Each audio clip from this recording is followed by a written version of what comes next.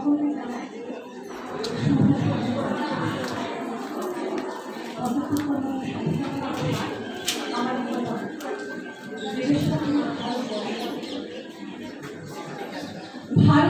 মানে কোনো আর্ট পেপারে আঁকা জলরঙের মানচিত্র নয়। ভারতবর্ষ মানে শুধু হর্ষবর্ধন কিংবা পাগল বিজয় নয়। ভারতবর্ষ মানে বিজয় সিংহের শিল্পজয়ে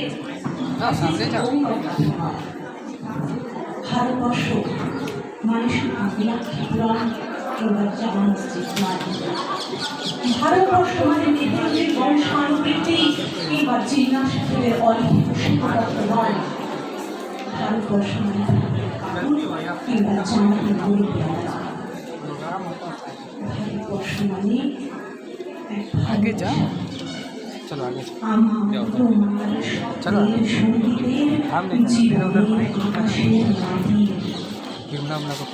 আমাদের প্রাইমারি স্কুলের পরীক্ষা সাহেব সাদা ফটকে দাড়ি মাথায় বেদ ড্রিল করাবে না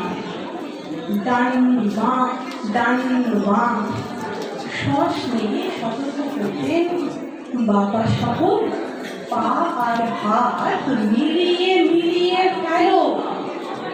সেই পরীক্ষা সাহেবের গোড়ের মাটিতে আজ ফেরেশতার হাসি ভারতবর্ষের চিরাগ হয়ে চলেছে। তার হাতের কর্মীকে সেই মন্দিরের গায়ে কত কাটা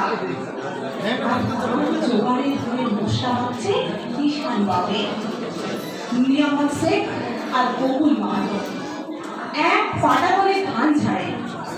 সোনালি গোবিন্দ করে সোনালি আলো পবন মাঝি দাঁড় কত যুবতী গঙ্গায় বৈঠা ধরত হোসেনুর মাঝি সাউন্ডে বলো মাঝি সামুদ্রে কাঁচা খাগির গাম সোরাবালির ঝড় আর ঘুরবিনি জরার ঘাট।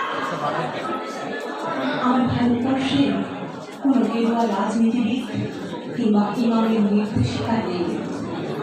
এখানে কোনো সংহিতা হদিস ছাড়াই ওজাগুলি চাঁদের যুবতী আলো করে ঈদ গল্প কিংবা রমজান চাঁদ তুলসী মঞ্চের গায়ে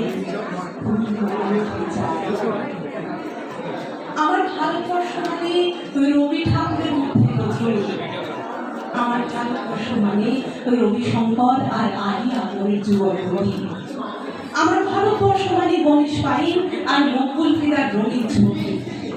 আমার ভারতবর্ষ মানে মুস্তাফার প্রবন্ধ আর লালন ফকিরের গান। আমার ভারতবর্ষে আমি শুনেছি মোহাম্মদ রফির সঙ্গে লতার গোড়া পাল্লা দিয়ে দেখেছি আজহারউদ্দিনের সঙ্গে সচিনের দৌড়।